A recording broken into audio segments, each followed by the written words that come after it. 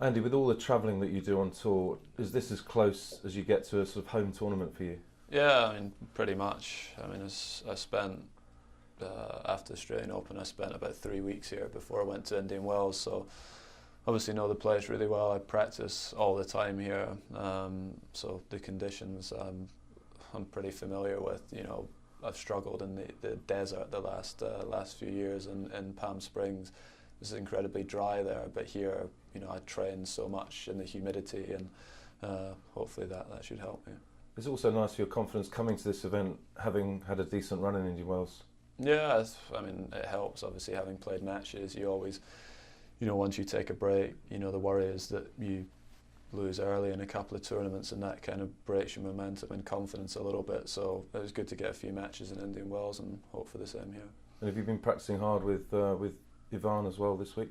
Yeah, I mean, I've been doing kind of what I always do in preparation for the events, but it's good having him around because, we can discuss just the pressures and the nerves and, how you feel really going into events.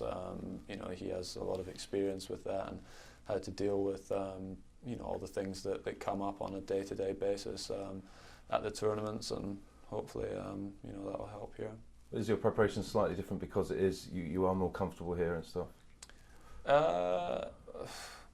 To be honest, the preparation is pretty similar. It's just it's just nice to go home in the evening and sleep in surroundings that you're familiar with, really. And got some of my family here as well, which is nice, and I have a lot of friends here too. So it's just nice for the mind, really. It doesn't really feel like you're away or traveling at all. You just feel like you're at home. I'm sure that the media talk about it a lot, but do you allow yourself to think that if you do very well this week, you can get that number 2 spot back?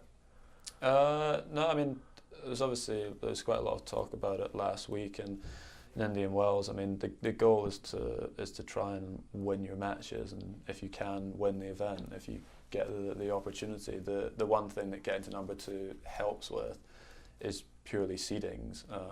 It's not an ultimate goal of mine or something that I'm desperate to achieve, but it does help, obviously, with seedings for the major events.